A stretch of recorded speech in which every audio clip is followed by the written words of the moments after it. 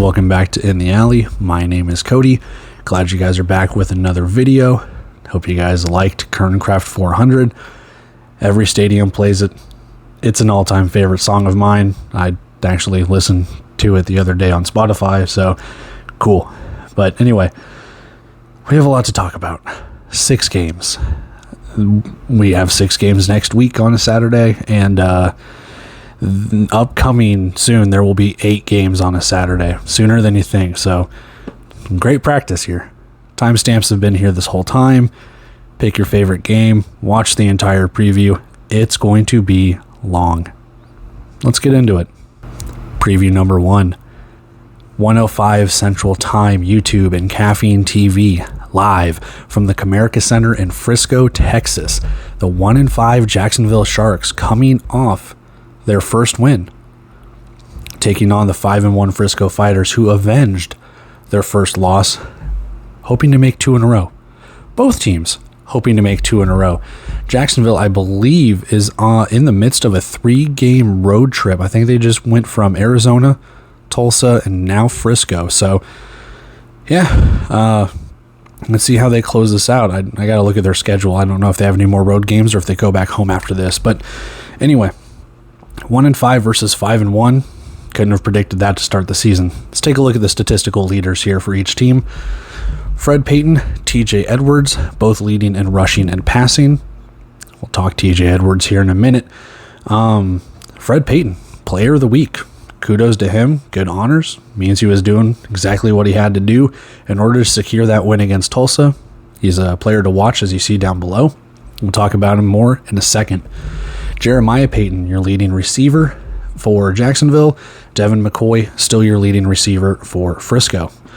On the defensive side for both teams, Ulrich Jones, 8 pass breakups. 8. He has more pass breakups than the defensive back Harrison Poole. Crazy to think. Sir Zion Dance, 20 tackles, 4 for a loss, 1 sack, 1 forced fumble, and 1 fumble recovery. He's fitting in nicely. He didn't start the season with Jacksonville. He was signed, I believe, 2 or 3 games in, something along those lines. And he's fitting the role pretty well. I think he was there for training camp. People can correct me if I'm wrong. Again, he's fitting just fine. Secondary, Harrison Poole, 33 tackles, 2 for a loss, 1 pick, 5 pass breakups.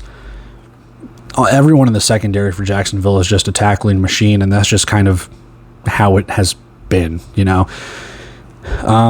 Not to say that the defensive line isn't making the tackles or anything, but that's just kind of how it goes right now when you don't have that great of a defense statistically. On the defensive side for Frisco, Charles Williams, 17 tackles, 4.5 for a loss, 2 sacks, 1 blocked kick. Not bad. Royce C., 21 tackles, 2.5 for a loss, and half a sack. And Lionel McConnell, 22.5 tackles, 3 for a loss, 4 picks, 4 pass breakups. Again, he was a wide receiver last year. And I can't remember if he's been at Frisco for 2 years now. If this is his 3rd or if it's his 2nd year, I can't remember. But regardless, switching over to defensive back, he's done really, really well for himself. I don't know what more you can say. He is, 4 pass breakups, 4 picks. He is just a ball hawk right now. Let's talk about players to watch here. Fred Payton, like I said earlier, player of the week honors, 18 of 24, 179 yards, 5 touchdowns, 13 rushes for 53 yards and a touchdown on the ground. So 6 total touchdowns, over 200 yards of total offense. Guy's getting after it. Simple as that. He's fitting in there. Maybe the game's starting to slow down for him a little bit. Running the ball is there. He doubled his season total in 1 game. It's nice to see him progress. It's nice to see not just him, but any player really progress and develop and do everything like that. Fred Payton fitting in just fine. You're going to have a question here, though. If Connor Blount comes back, do you ride the hot hand? I think you do.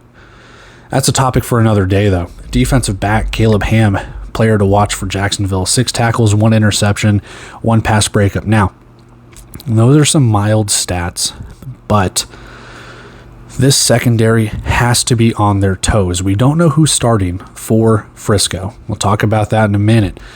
Regardless of who it is, though, the secondary needs to be on their toes because of the deep shots that can take place to McCoy, to Blackman, to Tiers. This team will lull you to sleep with the run, and they will throw it over your head. Simple as that. The amount of times that you've just seen Devin McCoy 45-yard bomb to the goal line or the 1-yard line, the secondary has to be on it.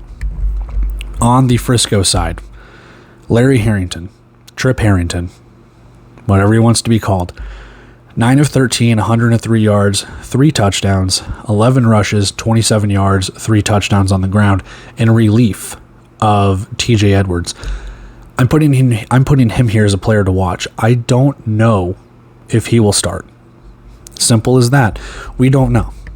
A lot of quarterback questions for a lot of teams lately. Injuries just name of the game when the indoor football league happens. But for Frisco, if Harrington doesn't start, that doesn't mean he's not going to play. He's been on kickoff coverage. He's been in kick return coverage. He has played wide receiver. He has run the ball. He has passed the ball. He's done anything and everything in between. He's a Swiss Army knife. Simple as that. So even if he's not starting, still got to be on the lookout for him, even in a reserve role. Defensive lineman Solomon Wise, 4 tackles, 1.5 tackles for a loss, and 1 sack. They just have to get after it. Fred Payton rushed for 53 yards. This team doesn't necessarily run the ball that well, does Jacksonville. So putting pressure on him, ruining his timing, getting them back into, happy feet and, rushing those throws and making sure that, he is not comfortable in the pocket, rolling him out of the pocket, make sure that he can throw the ball away. You got to get after it. Royce C needs to be in there, but Solomon Wise, Charles Williams, we got to get after it here. These two teams have never met. Going down to the series history, it's the first meeting between the two. We'll see what happens. They're expecting a big win, though. Frisco, minus 17.5. Money line is locked, over under of 87. So a big spread with not that big of an over under. So you're expecting a blowout and Frisco's defense to really hold Jacksonville to some low points here. So let's go take a look at the injury report. Let's go take a look at the rosters. Let's go look at a bet and see if we can kind of deduce anything here. All right. Injury report. Not really a lot on the Jacksonville side. I think it's just more of the same. Blunt, McLean, Price, and Hayes.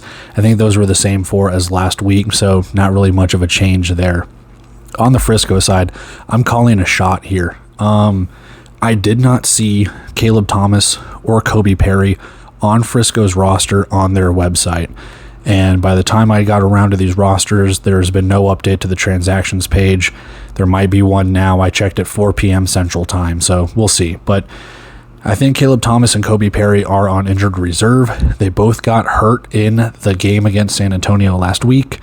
So I'm going to put them here if they are not on the roster, if they're not on the website at least. So we'll see. But other than that, Adrian Hernandez and Richard Turner, both on there as well. They were mainstays last week as well. So I think just 2 new additions. Other than that, Desmond Rayford gets off the injured reserve for Frisco. Let's go take a look at those 25-man rosters, and we'll go look at our bet. All right, 25-man rosters popping up here. On the Jacksonville side, what is there to say? They have signed... Who did they sign? They traded for DeJohn Warren from Massachusetts, I believe, for future considerations. They've signed Richie Coffey. He's number 19 on the defensive backs.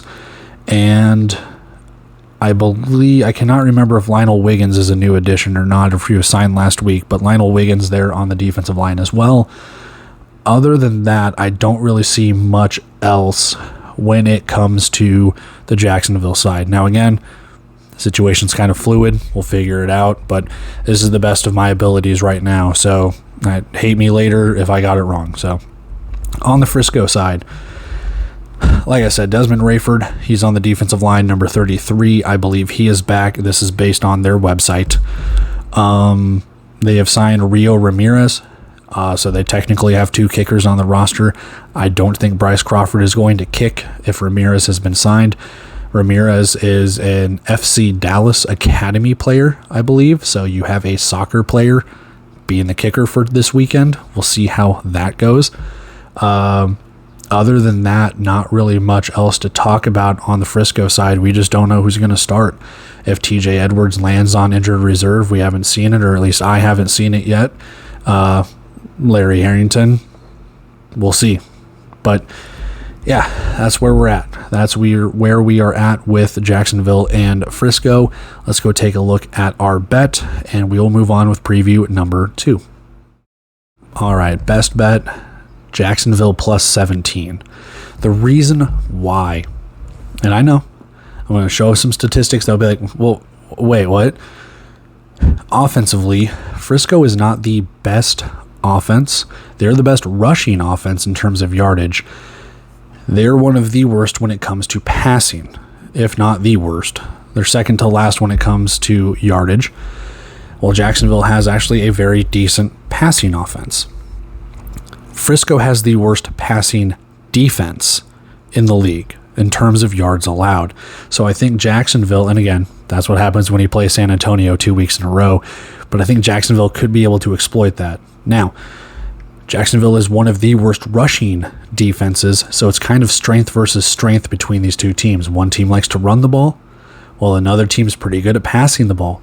Just like San Antonio and Frisco last week, I do think Jacksonville, with this large of a point spread, you're asking for more than 2 touchdowns, they could lose by 14. They can lose by 14 and still cover. That's pretty good odds. The over-under set at 87. That is a large spread for such a short amount of, or a little amount of points. I kind of like it. I do. I think Jacksonville's improved. They've kind of showed it. They've barely lost to Massachusetts. They've been losing some of these close games, man. They put up a fight against Vegas. Plus 17.5. We don't know the quarterback situation in Frisco. I mean, I know it doesn't necessarily matter, but that's what I like. I think Jacksonville covers. I don't know if they win. I don't think they do, but that's a prediction. Right now, I just think they cover. So, plus 17 for the Sharks. Let's go do preview number 2. Okay, our second afternoon game on Saturday, 3:05 p.m. Central Time, YouTube and Caffeine TV, live from the Resch Center in Ashwaubenon, Wisconsin. The 3-3 Tulsa Oilers taking on the 4-2 Green Bay Blizzard. Both teams coming off a loss against teams that got their first win of the season. This is a, dare I say, a playoff game. 3-3 versus 4-2. You could have both teams 4-3, or Green Bay could increase their lead, go 5-2, and drop Tulsa under 500. So, has a lot of implications here. Another home game for Green Bay, as their schedule is very front-loaded with home games. You got to win them at home. You have to win these games at home. I'm not saying it's a must-win. You just got to win them at home, because you're not going to have that much of an opportunity later on in the season. Let's take a look at the leaders. Daniel Smith and Max Myler are both leading in rushing and passing, just like the previous game, just like with most dual-threat quarterbacks. Daniel Smith, though, 26 total touchdowns, only 3 interceptions. Max Myler, not that bad either. 23 total touchdowns, only 3 interceptions. Smith has a couple more yards passing. Myler has a couple more yards rushing. It's going to be a fun game, I'll tell you that much. Alexis Rosario, 30 catches, 350 yards, 9 touchdowns. Lowell Patron, 19 catches, 272 yards, 5 touchdowns. Receiving game is on point. Noah Lyles, Jordan Jones, Trey Harvey, your leading statistical leaders on defense for Tulsa. 8.5 tackles for a loss for Noah Lyles. He is going to be a force. You're going to have to get that defensive line to get after Myler, get him uncomfortable. But on the other side, they have their own playmaker. Sean Mustin, 15.5 tackles, 8.5 of tackles for a loss of his own, if I can speak properly. And he's just filled up the entire stat sheet at this point. This should be a fun game. I think these two teams are mirror images of each other. Good running and passing. Decent wide receivers that are able to pop off at a moment's notice. Defensive linemen that are very, very, very gritty. Some pretty good linebacking play. I think Jordan Jones is back from a suspension. And really good defensive back play right now. Centel Williams, 37 tackles, 1 tackle for a loss, 5 pass breakups, 2 picks, 1 forced fumble, or 1 fumble recovery, excuse me. Not to be outdone, Trey Harvey doesn't have the pass breakups that Williams does, only 2, but he's kind of filled in the linebacker role. He's filled in defensive back, so he's kind of going, all over the place. Let's talk players to watch here. Jonathan Nance, 6 catches at 75 yards, 2 touchdowns. Can he do it again? Alexis Rosario was able to pop off 2 or 3 games in a row with, over 100 yards or close to it. Jonathan Nance, in the absence of Josh Crockett, Rosario and Nance need to keep popping off here. You got to get them, Dubose, Hausch, whoever they have playing in this game, they have to get this wide receiving core up and going in order to let Daniel Smith run. I know he's been kind of a quarterback sneak merchant, but hey, if you can get down to that 1 yard line, he's going to sneak it in. So Nance, Rosario, I could put any of them here, but I think Jonathan Nance to have another game in a row where he can pop off for another 70 yards, another couple touchdowns, should be a good game. Katron Allen, 9 tackles, 3 pass breakups. Not bad. He has not played the entire season with Tulsa. He was picked up just a couple weeks ago, so to do that in a game, still learning the defense, it's really good. Really, really, really good. And you've got a nice secondary to help you with that, with Hawkins, Galden, Harvey, Ramon Morris, all of that. Katron Allen fitting right in. We'll see. I think he got hurt a little bit against Quad City. Just popped right back against Jacksonville. He looks good. So we'll see what he does. But I'm hoping, maybe he doesn't get 9 tackles, but, a couple more pass breakups, maybe an interception. Who knows? Should be fun. Player to watch for Green Bay, E.J. Burgess. Can he replicate this? 7 rushes, 40 yards, 7 catches, 66 yards. Over 100 yards of total offense against Sioux Falls. 14 total rushes or receptions. You got to use them. Patron, Demetrius Moore, Ballard, whoever you have on the wide receiving core. Burgess is right there coming out of the flat. He's there in motion if you're going to go empty set. Look for him. He's going to run the ball. Myler's going to run the ball. They're going to get their carries. So he's also kind of your Swiss Army knife. I like what they're doing. Not to be outdone, I think Gerard Ware could be doing kind of the same thing for Tulsa. So, like I said, kind of mirror images of each other. On the defensive side, Jalen Alexander, 7.5 tackles, 1.5 for a loss. Not bad stats against Sioux Falls in a losing effort, unfortunately. But hey, he's come back in the last couple of weeks. He was kind of injured, kind of banged up. He has not started the season with the team, so he has not played every single game. He's still, I wouldn't say raw, but he's still coming into it a little bit. They had Marquise Hendricks kind of go in there during his injury or whatever the case could be. So to see him come back, put up stats like that, I know he's been back for a couple of games, but still getting back into it, you're really going to have to get after Daniel Smith. Simple as that. Simple as that. You got to make him uncomfortable as well. It's who can stop that rushing quarterback, in my opinion. Who can stop that quarterback from gaining yards? They're going to throw, they're going to run, but to limit it, that's what I'm going to see. Whatever defense can stop whatever quarterback, I think that team's going to prevail. Series history, Green Bay leads 1-0. These two teams have only met one time, and it was week 16 of last year. Green Bay won by 3. It was at Tulsa, so Tulsa's never been in Green Bay. This is the first meeting in Green Bay between the two teams. Blizzard are favored by over a touchdown, 7.5 points. Money line is juiced, over under of 84.5. So, not a bad line. Let's go check out our injury report, rosters, and our bets. All right, injury report. Not really much to report on Tulsa, same as usual. And Sean Steele is an addition for Green Bay. Other than that, we're golden. Let's go check out the 25-man rosters. All right, 25-man rosters popping up. And on the Tulsa side, I don't really have anything to report. Noah Hausch is the latest addition from last week. He played last week. That's really it. Unless something has changed, most of the time always does. So that's what I have for Tulsa, at least. On the Green Bay side, they have signed Andre Williams, former Northern Arizona Wrangler, wide receiver number 14. And they have signed Simeon Burns, defensive back number 11. He played for Tucson. So other than that, for Green Bay, nothing really to report on that side too. A pretty easygoing roster report here for both sides. That being said, let's go take a look at our bet.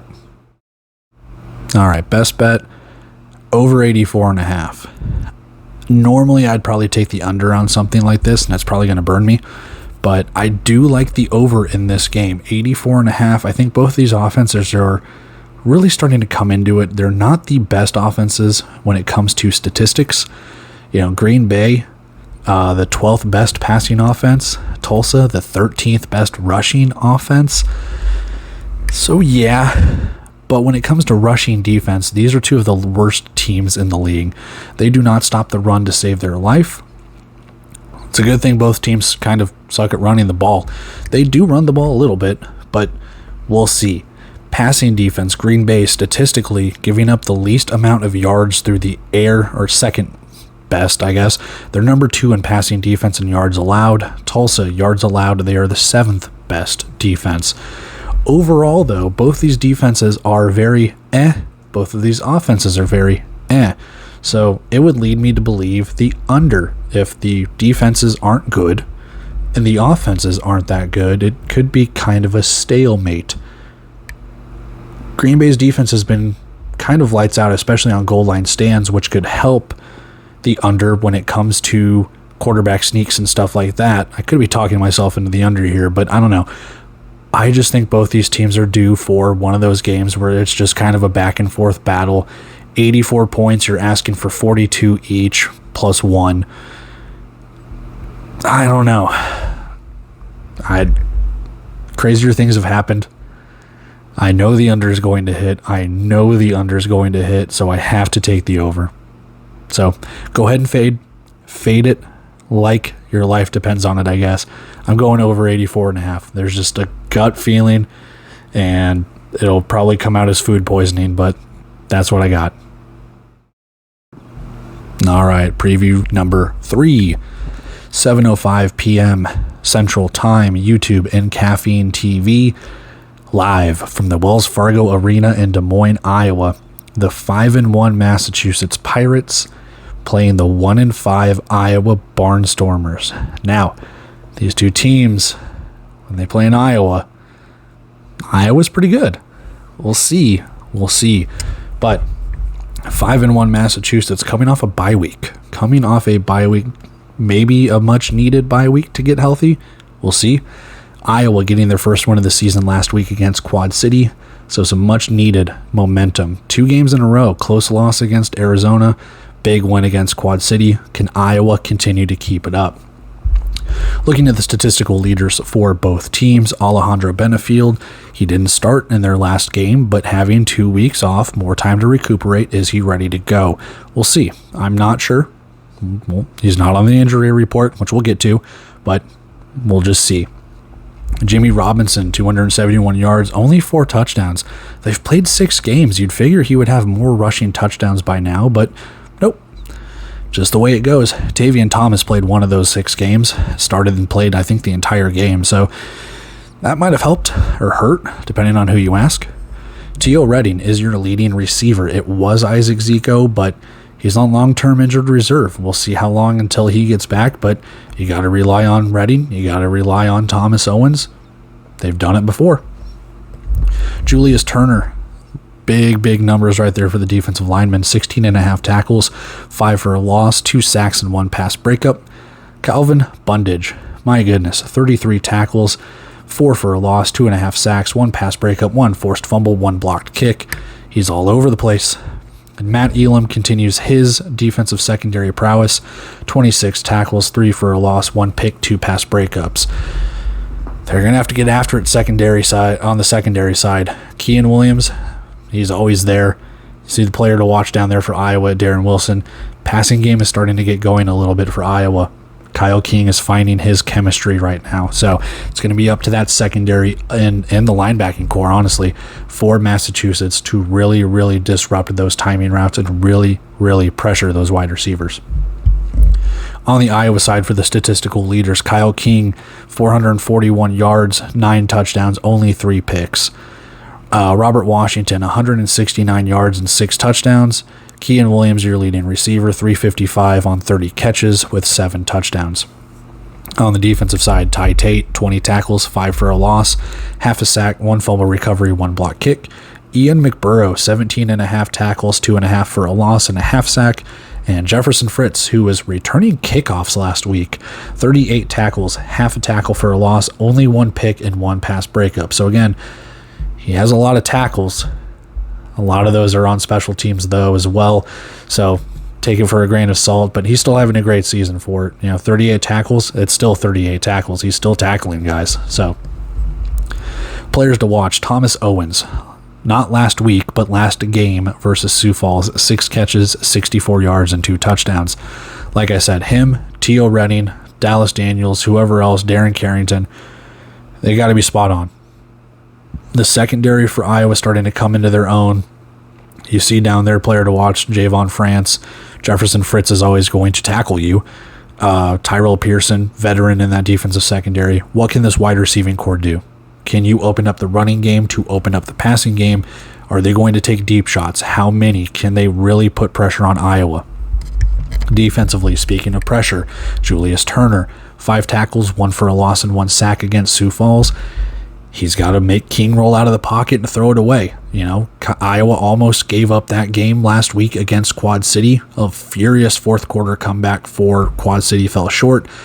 Can they force turnovers? Can they put Iowa in a spot to keep making mistakes? We'll see. Julius Turner, he's able to get after it. Calvin Bundage, able to get after it. If they can throw King off of his timing, interceptions could be there. Fumbles could be there. Who knows? On the Iowa side, Darren Wilson, 4 catches, 43 yards, and 2 touchdowns. You need someone else to break out on offense. Robert Washington, he's been running the ball really well. Kyle King, running all right. But Darren Wilson shows a little bit of promise right here. 4 catches, 2 of them were for touchdowns. Not a bad stat line. You need a little bit more. CJ Tate needs to come into his own. We'll talk roster and injury report and all of that. But I think Darren Wilson is going to be the next man to step up here. Kean Williams is already broken out. You see his stats, obviously, but you got to get that passing game even more influenced here. King, like I said, is getting chemistry with his receivers. He hit Wilson a couple of times. I think he's earning it, man. On the defensive side, Javon France, 8.5 tackles, 1 for a loss, 1 interception, 1 pass breakup. Quiet game. I didn't necessarily notice France minus on his interception. I couldn't tell you half the time where he was involved in, but 8.5 tackles. Surprise to me when I was reading those stats, when I was looking at players to watch and things along those lines, all over the place. So look for more of the same. Like I said, secondary has to get after that wide receiving core. You got to make Massachusetts one-dimensional. They're a very well-rounded offense. You shut down that passing game, make sure they run. We'll see. We don't know who's starting for Massachusetts either, so that could be a huge question mark as well. Series history, Pirates lead 4-2. Last meeting, 54-29, week 5 of this season, so just about a month ago. Pirates, 10.5-point favorites on the road. Money line is locked with an over-under of 82. Let's go take a look at our injury report. Let's go take a look at our rosters and our bets. All right, injury report here. For Massachusetts, I'm not sure how much changed from last week to this week. I don't really think anything changed at all. Jeez. I don't think anything changed really at all. I think a couple players might have come off short-term injured reserve, but there you have it. Hassan Beydoun, Hunter Kelly, James Nanyamwaya. I pronounced that correctly. Short-term injured reserve, Isaac Zico, Mamadou Wimbai, season/long-term injured reserve. Christopher Strotter, short-term injured reserve for Iowa. He did end up getting ejected in the game against Quad City, so don't know if he got injured in practice or something. I don't know, but he's not playing this week, I guess. So let's go take a look at the 25-man rosters, see who is, and we'll go look at our bet. Okay, so 25-man rosters popping up here for these two teams. For Massachusetts, a little bit more of the same. They have added Jaden Woodby, however you want to pronounce it, and Cyrus Fagan, Woodby linebacker number 22, and Cyrus Fagan defensive back number 24. Other than that, I don't really see any difference in the 25-man roster from their, well, maybe from their previous game, but regardless, over the week, don't know who's playing quarterback. Simple as that. Dagenhart looked formidable against Sioux Falls. If it's Benefields, it'll be Benefield if he's healthy. So we'll see. See if Robinson plays, Tavian Thomas plays, going from there. Simple as that. On the Iowa side, they have re-signed Keyshawn Taylor. They have traded Akeem Meatball Smith from San Antonio. We'll talk about that in their preview as well. They've traded away Trey Long. They've signed Keyshawn Taylor. He's back. He played for Iowa last year. And I believe that is really it on their side. That's really it that Iowa has done. So a couple of moves for them, maybe getting a little bit deeper on the defensive the defensive line to really try and get after Massachusetts. We'll see. But there's our 25-man roster, hoping for a good game here. Really, really hoping for a good game here. And let's go take a look at our bet, and we'll move on with preview number 3. Yeah, 3. Wait, yes, no, yes, 3. I was wrong. It's preview number 4. Damn it. When we have so many previews, I get so confused. I have it listed and everything. Regardless, over 82.5, best bet for Massachusetts and Iowa. But reasoning for this, Massachusetts offense is really good. They need to put up 41 points. I think they can do that. Iowa, in back-to-back games, has put up over 41 points. Can they get shut down? I don't know. Both offenses are moving in the right direction here. Massachusetts defense, though, pretty good. In terms of total yards allowed, they're the number 2 best defense overall in the league. When it comes to overall offense, Iowa is 14th in total yards. Now, again, I know stats, trying to portray this as certain things, tell them to say something, but overall, you've seen just in the last couple of weeks, yes, Iowa might have the 14th best offense in terms of gaining yards, but in the last couple of weeks, Iowa has moved the ball really well. Wide receivers have played really well, and Massachusetts having a bye week, hopefully to build more chemistry, regardless of who's starting, they can put up points. I look for this game to be over 82. I honestly thought, that was kind of a low spread. But, yeah, I'm not saying this is free money. Again, it'll probably come back to burn me. We have not had the best the best week in betting last week. So, over 82, I think it's doable. It's up to the teams to do it. So, preview number 4 coming up. All right, preview number 4.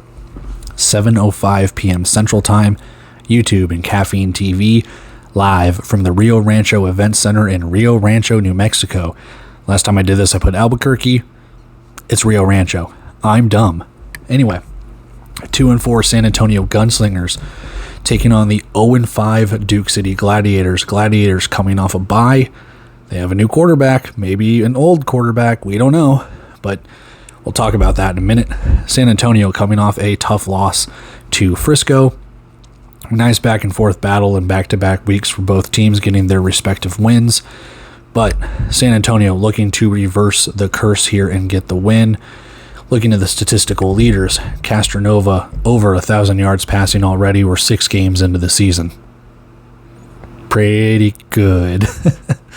The running leaves a little bit to be desired, but hey, both these teams are going to be throwing the ball probably quite a bit. One probably at a better clip than the other. But looking at the Duke City side on offense, Javen Kilgo, he has been re-signed. 396 yards. I don't know if he's going to start, but we'll see.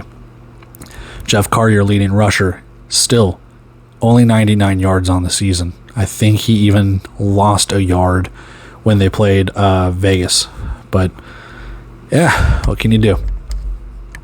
DJ Myers continues to lead in the receiving category for San Antonio, and Journey Sloan leads in the receiving category for Duke City.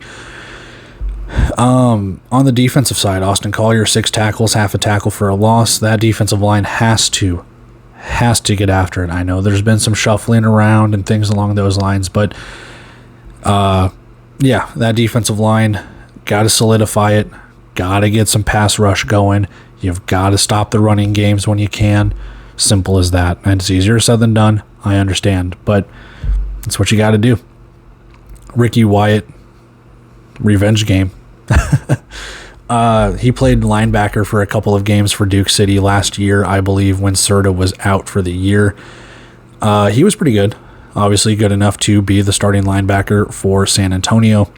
19 and a half tackles, 5 for a loss, 1.5 sacks, and 1 pass breakup.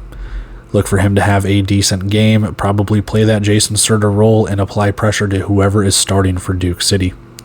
Giovanni Sanders, he didn't play last week, but leading tackler right now for San Antonio, 14 and a half tackles, 1 for a loss, 1 pick, 3 pass breakups. There's just been kind of a huge shakeup for San Antonio on the defensive secondary as well. We'll talk about it obviously with the rosters. Not this week, but just overall. When you just look at this team compared to what their week 1 roster was, it's just a complete 180 flip. Players to watch. Actually, we'll talk defense. Let's talk defense for Duke City. Malik McDowell, 11 and a half tackles, 2.5 for a loss, 1.5 sacks, 1 pick, 1 pass breakup, scored a pick 6 against Vegas. Jason Serta, 23 tackles, 4 for a loss, and half a sack. And Aaron Jackson for the secondary, 27 tackles, 2.5 for a loss, 1 pick, 1 pass breakup. So this defense, can they stop the passing game? And what an okey doke San Antonio could do if they just run for 200 yards this game. It's not going to happen. But how do you shut down this passing game? You couldn't stop a dual threat quarterback from Vegas. You had a tough time against Northern Arizona. How do you stop a high octane offense like this? We'll find out. On the San Antonio side, Duke City's defense is good. It's formidable. They held Vegas. Vegas kind of struggled with that defense. They've been holding teams in check. The question becomes, though, can San Antonio break through that defense? They're going to take deep shots. It's going to be up to that secondary. It's going to be up to Jackson. It's going to be up to Greg Thomas. It's going to be up to whoever they have back there in order to stop that. This wide receiving court is very good, though. Good segue, right? Austin Upshaw, player to watch, 4 catches, 70 yards, 1 touchdown. He is the jelly to DJ Myers' peanut butter. And then you can put some honey in there with Naquan Murray, and you cannot forget Callie Rashad as well. Pick another ingredient, bananas, peanut butter. We'll just make an Elvis sandwich, I guess. Throw some bacon in there too. I think he had bacon on those sandwiches. But yeah, wide receiving core is great. There is nothing stopping this wide receiving core. Castronova just finds him. It's a very even. I could put Upshaw here for a player to watch. Myers had a great game. Naquan Murray caught a touchdown or 2. Just overall, a very good wide receiving core. This has been a great team. They just haven't gotten the wins.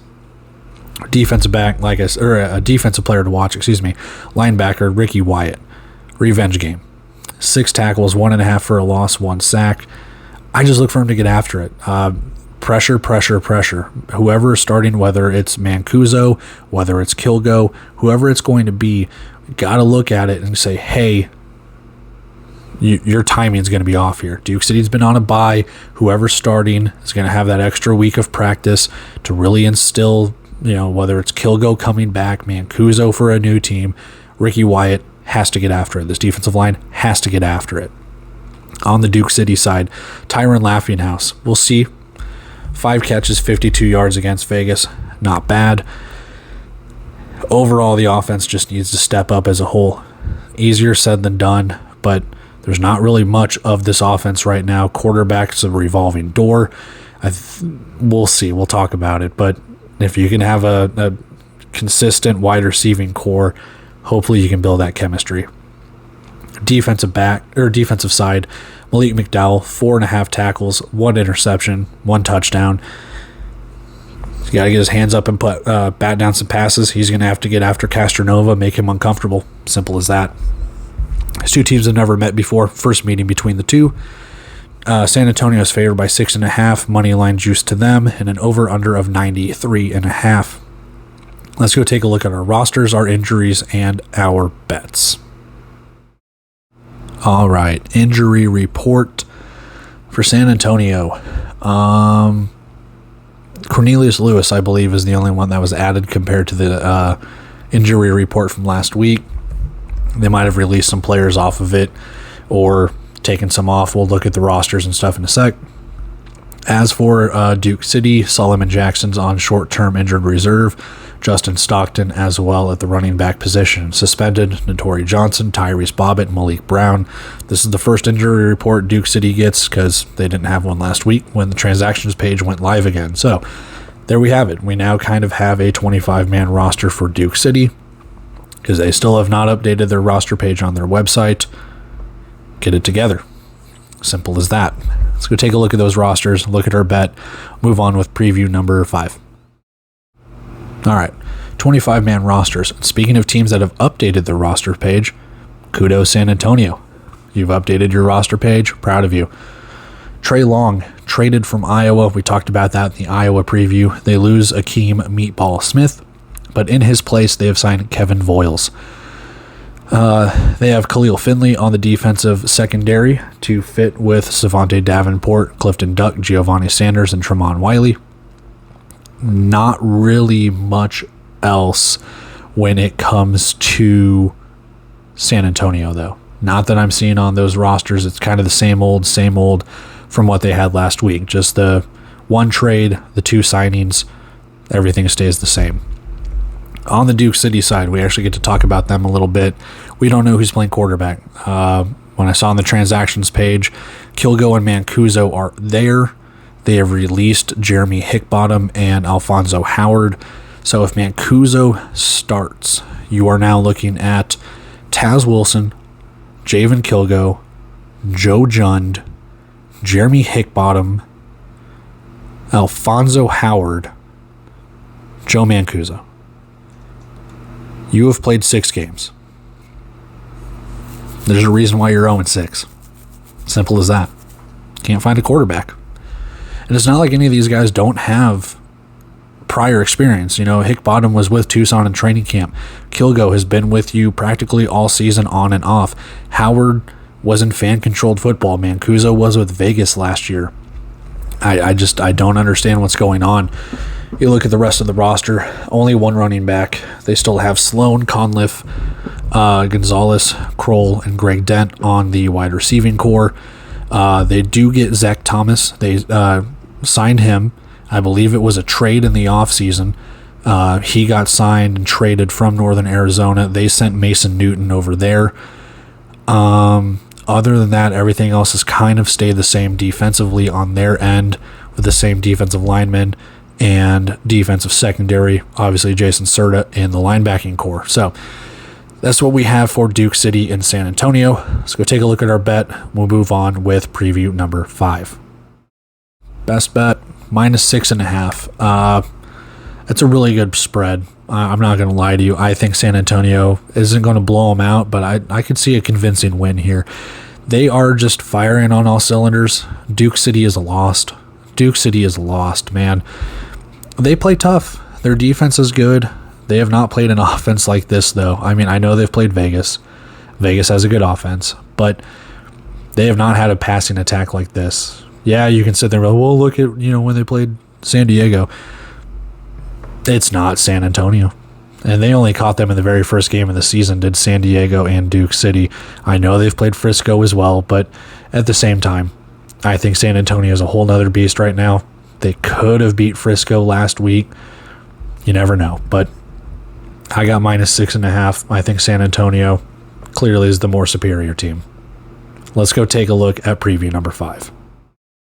All right, preview number 5, 8:05 p.m. Central Time, YouTube and Caffeine TV, live from the Findlay Toyota Center in Prescott Valley, Arizona. The 5-1 Bay Area Panthers against the Northern Arizona Wranglers, who are 4-2.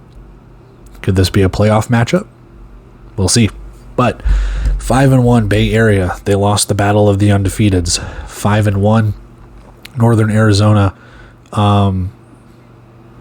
They lost to San Diego. I was thinking, like, did they come off a bye week? No, they lost to San Diego. But anyway, two very good records. Someone's either going to go 6-1, or both teams are going to end up 5-2. So let's take a look at the leaders. Daquan Neal leads in rushing and passing. Does he start? I don't know. Josh Jones leads in rushing and passing. He's actually having a pretty good season, if you ask me.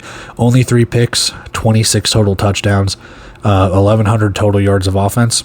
Sneaky underrated season for a 4-2 team. It's not bad. JT Stokes is your leading receiver for Bay Area. RZ McCorker overtakes, I believe Maldonado was the leading receiver last week. McCorker takes over this week. 20 receptions, 278 yards, and 7 touchdowns. Defensively, Tavon Grant, BJ Tafalele, and Antoine Kincaid lead for Bay Area, while Wallace Cowens, Shannon Reed, and Travion Banks lead for Northern Arizona. Now, Shannon Reed, those are some nice stats. On the flip side, Trayvon Grant, I was thinking Travion Banks. Trayvon Grant, 15 tackles, 3.5 for a loss, 3.5 sacks, and 1 pass breakup. It's going to be a battle of defenses here, in my opinion. Can one defense be the bigger strength for their team? Bay Area got shellacked last week. I don't think that sits well with Rob Keefe. On the other hand, not a good loss for Northern Arizona. That cannot sit well with Les Moss. So I think both teams are retooling their defenses. They are going to be well in their bag of tricks there. Whoever wins a defensive battle in this game, in my opinion, is going to come out victorious. Antoine Kincaid, I don't think played against Vegas. Whether he just had a night off, he wasn't on an injury report as that I know right now. So we'll see if he gets back into the game. Yeah, he was just all over the place. Let's take a look at players to watch. Jazarick Peterson, 7 catches, 85 yards, 2 touchdowns. Question I want to ask here is, can there be consistent wide receiver play like all over for Bay Area, and even for that matter, Northern Arizona? It's been all right, but it's just been kind of flashes. This is a very good stat line. This is a wide receiver 1 stat line. JT Stokes has had stats like this. Blanking on his name, Pierre Williams has had stats like this. Can you keep it consistent? Who is throwing him the ball? What is your scheme on offense? That's what we have to deal with here. Is one of these is Daquan Neal dealing with an injury, something nagging where he can play, but he's still in pain? I don't know. I'm not trying to speculate. Don't take anything like that. My point being here, though, is he got in the game last week when it was already a done deal, and they were doomed to lose. Does Felix Harper get the start again? How short is his leash? I don't know. Does Neal get the start, and is his leash short? I don't know. To have stats like this, regardless of who is throwing on the ball, that's good. That's a promising start. Stokes, same stat line this week. Peterson, same stat line, and this offense could be humming. They do like to run the ball, though, so we'll see. We'll see if the stat line holds up. Obviously, those stats are there because they had to throw the ball a lot because they were behind. On the defensive side, Daytona Jackson, 4.5 tackles, 3.5 for a loss, 1 sack, 1 forced fumble. Got to get after it, man. Northern Arizona does not have a running back. Again, that we know of right now, depending on the transactions page. But you kind of were able to telegraph which way they were trying to run jet sweeps and things along those lines. If they do more of the same and they don't try and disguise anything, it can be more of the same. Defensive linemen can set the edge or get to the edge. Daytona Jackson could have a really good game. Trayvon Grant could have a really good game. BJ Tafalele could blitz, really get, some lost yardage there. So we'll see. On the flip side, for Northern Arizona, Josh Jones kind of just has to keep doing more of the same, has to run a little bit. Only 9 yards and 1 touchdown. It's not going to cut it, especially if you're more of a dual threat guy. 16 of 24, 224 yards and 4 touchdowns. Really good passing stats. However, like I said, the lack of a running game right now is a little underwhelming for Northern Arizona. You have to be able to just use a high motion man. If you're going to do an RPO keeper or something like that, defenses can snuff it out. You can't be going empty 24/7. Unless your quarterback's going to get the ball out in just a couple of seconds with quick hitch routes or quick passes or anything like that. I don't know, but we'll see. We'll see what the offense is schemed. Otherwise, if it's more jet sweeps and more motion like that, I don't know. That the offense could be in a little bit of trouble, a little bit of a concern. Defensively for Northern Arizona, Malik Saunier, 5 tackles, 1 tackle for a loss, 1 fumble recovery. Not a bad stat line. You need the defensive backs. They're going to take deep shots. Bay Area is going to take deep shots, whether it's Peterson, Stokes, whatever the case could be. They always manage to take, a couple of deep shots early, test you early.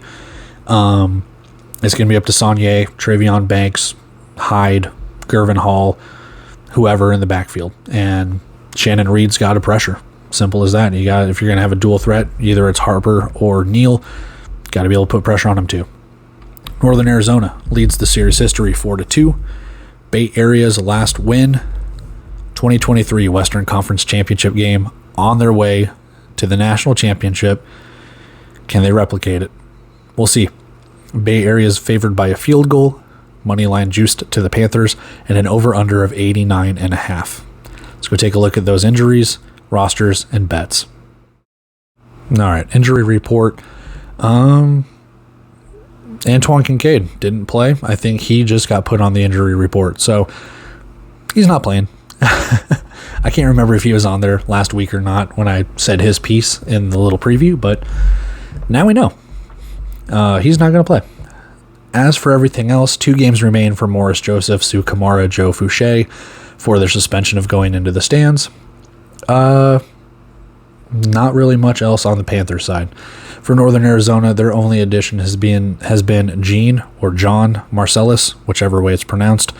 Everyone else has been there from the previous game, or previous week. Let's go take a look at those rosters. Let's go take a look at our bets. We'll move on with our final preview.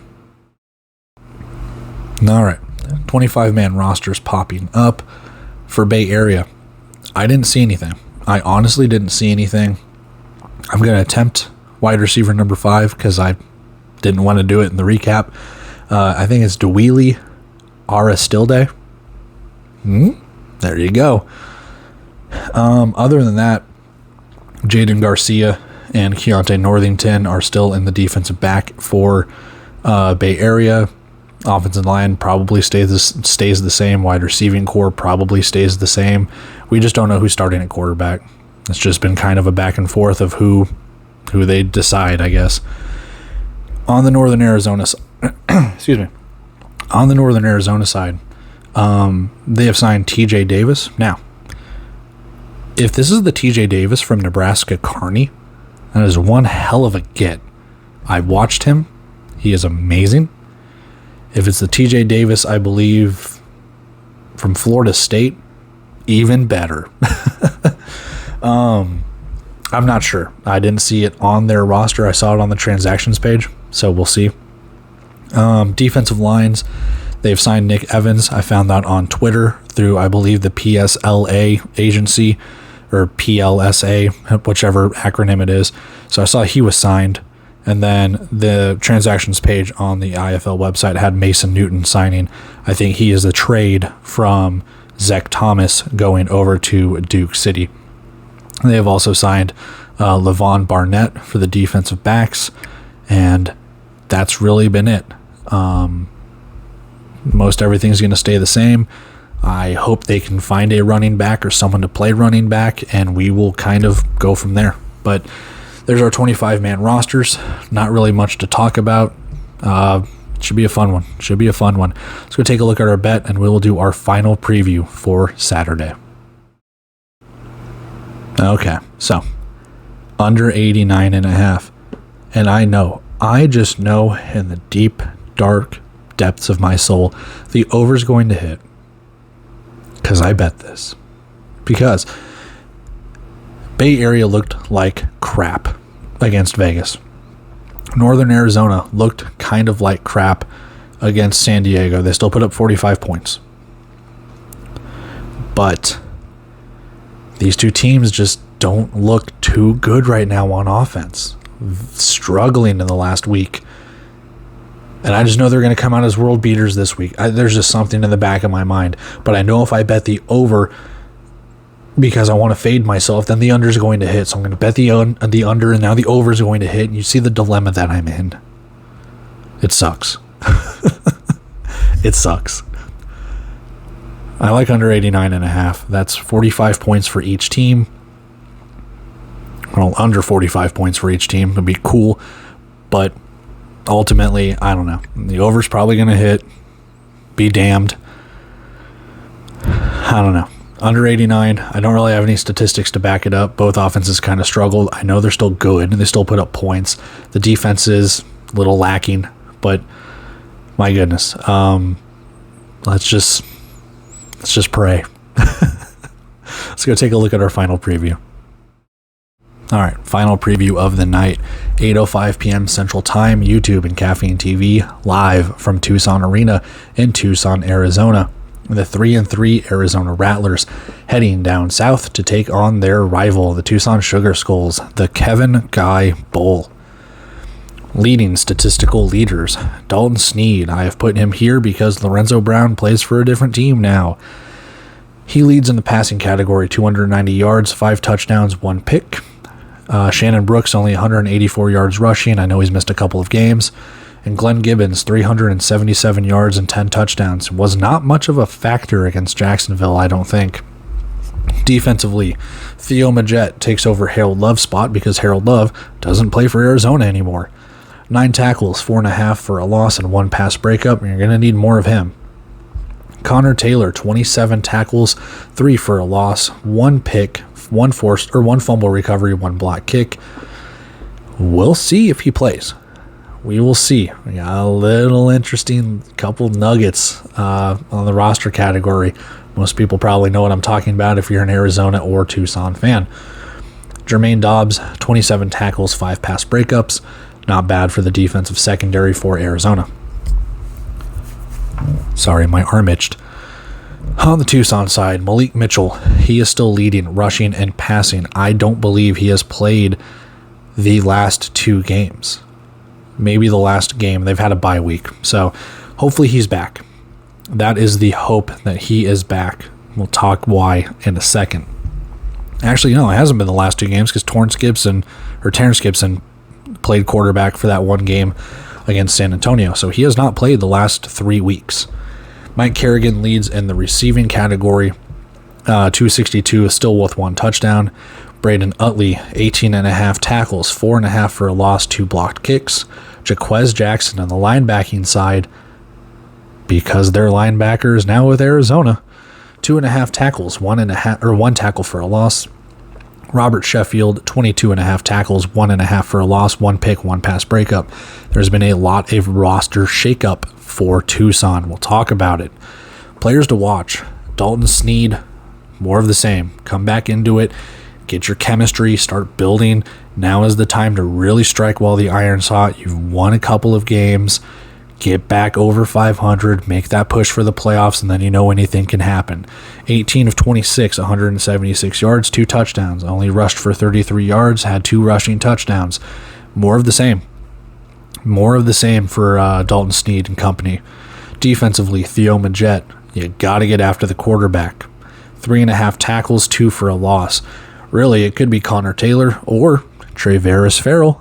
We don't know who's playing the linebacking role, which is why I didn't put someone here. I think the defensive line, if they can really collapse that pocket, force some throws. It's been a while since Mitchell was playing. See what he does in game action. On the Tucson side, Demario McCall, I got to put someone here. 3 receptions, 64 yards, and 1 touchdown. Players to watch, I could put someone that didn't play or that's not on the roster anymore, so trying to pick the player with the best stats kind of sucks. Demario McCall returns kicks as well, so maybe he gets a kick return touchdown. Maybe you look for him more a little bit as the season goes along, as as everything goes along. Kerrigan didn't have that best game against Northern Arizona a few weeks ago. So, DeMario McCall, you get it by default, buddy. Defense back, Darian Rakestraw, 6 tackles. Not bad for your first game with Tucson. They are breaking in a lot of defensive players. It's just a work in progress. You're 1-5 for a reason. Or 1-4 for a reason, excuse me. Series history, Arizona leading 8-2. Last game that these two teams played, 2023, week 4. It was over a year ago, it seems. 54-48, Tucson has won the last game. So before that, it was an 8-1 lead. Rattlers, don't take it easy on little brother.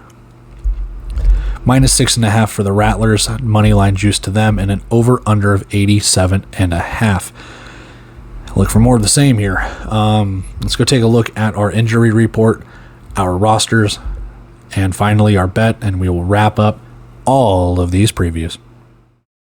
All right, so I believe this is the first injury report for both of these teams as well. Season injured reserve, Christopher Martinez, and short-term injured reserve, Kobe Smith, Cliff Porter, formerly of Tucson, Rashawn Yates, and Dylan Winfrey. On the Tucson side, season injured reserve, Chris Jackson, Matthew Burrell, Rodrigo Lewis, short-term injured reserve, Terrence Jones, and Chris Jefferson. So again, a lot of roster shakeup for both of these teams. Injury bug has been biting these two teams really badly. Let's go see what they have in our 25-man roster. We'll go take a look at our bet, and again, we'll recap all of this. All right, so 25-man rosters here. Dalton Snead probably getting the start for Arizona, barring anything weird. To the receiving core of the Rattlers, Cottrell Haywood, my God, and Niger Jackson. Action Jackson, both these teams played for Bay Area last year. You have chemistry with Dalton Snead. Simple as that. Offensive line's probably going to stay the same. William Lay will probably start. Maybe Braun does. And then you've got Carter and Mady as your stalwarts. On the defensive line side, pretty much more of the same there. Traveris Farrell on the linebacking side for Arizona. Former Sugar Skull. What do you do? He's got secrets, baby. That's just what happens when your wife owns the team, right? We'll see what happens. Honestly, we will see what happens. Obviously, Rashi Hodge was with Tucson as well, so it's not like there's a huge secret or anything like that. It's just kind of fun. But ultimately, yeah, Traveris Farrell, does that lead me to believe that Connor Taylor might be on injured reserve? I'm not sure. Again, I haven't seen anything. We'll find out. On the back defensive secondary, the backside, not really much to report on the Rattler side. Let's take a look at Tucson. What I was hinting at earlier in the preview, Malik Mitchell is the only quarterback on the roster. So unless they're going a Terrence Gibson route, I think Mitchell is back. Mike Jones in the running back role, Kerrigan, Jalen Marshall, Renard Bell from Northern Arizona is over here for Tucson. And if this is the Brian Smith, because it's a very common name, if this is the Brian Smith from Jacksonville, that should be a good signing. If it's just a Brian Smith, I don't know. They still keep Jalen Marshall, but hey, that's not a bad wide receiving core. On the offensive line side, they have signed Andrew Carter.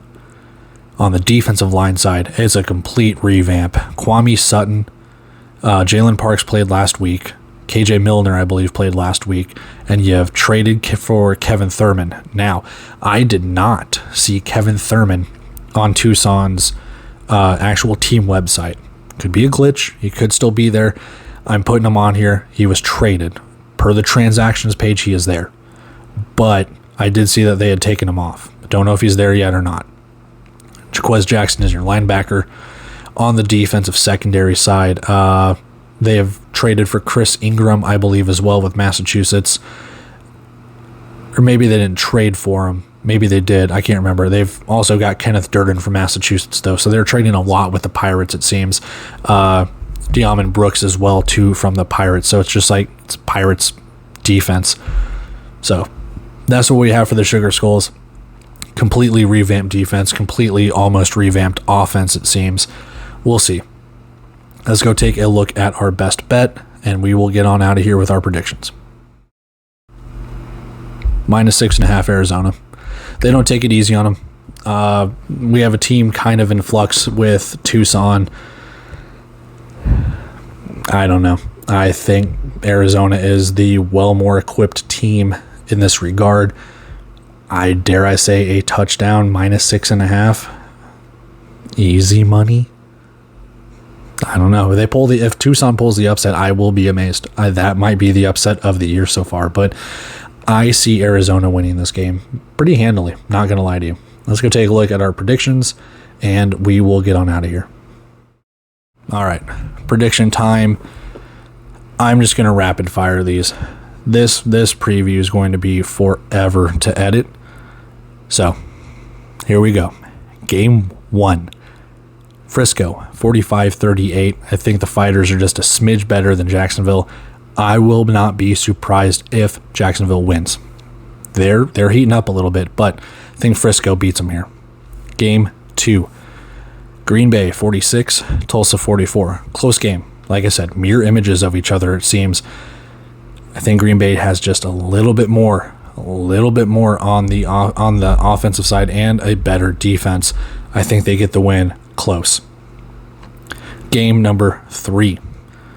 Massachusetts 48, Iowa 38. Pirates offense is just good. Coming off a bye week, a little bit more rest. Iowa looks good, but I think Massachusetts is just a little bit better. Could change though. Could be a closer game if Degenhart starts compared to Benefield, whatever. Again, could be closer. I got them by 10. Game number 4. 4. 49-40. I have this one as a close game. San Antonio wins. Again, Duke City does play close, but I think San Antonio is going to get their points. This could end up being a blowout. It could be a more convincing win. You just don't know how that offense is going to go. Defense could keep them into the game. I think San Antonio still wins. They get their points. They get their yards. Game number 5. Bay Area 42, Northern Arizona 40. I just don't know who's starting for Bay Area. This could be another upset. Northern Arizona could win this game, but I think Bay Area wins this one. I do. I think regardless of who they have starting at quarterback, I think their defense is just a little bit better, especially after the lashing that they got. Rob Keefe, that's not going to sit well in his stomach. He's going to get after him this week. I think Bay Area wins. Game number 6. 48-39. 9-point win for Arizona. I think the Rattlers, they could win more convincingly. We don't know what Tucson is right now. We have not seen their identity. Mitchell could keep him into the game if he comes back to his old ways. We don't know what his injury is, if he was injured, whatever the case could be. We just don't know. Simple as that. I think the Rattlers, like I said earlier, are just a more equipped team right now when you just look at these two teams on paper. That's why they play the games. I will be shocked if Tucson pulls the upset. I will be truly, truly shocked. But there it is. 6 games, 6 predictions, all 6 previews. Go watch the games, watch the previews, all of that stuff. You know how we do it. But there it is. Saturday slate, 6 games up, 6 games down. I'm going to go catch the rest of Vegas and San Diego and recap all of that stuff when I get the chance. Until then, guys, love you, appreciate you watching, subscribing, liking, commenting, doing everything else. Love you guys. I will see you in the next video. See ya.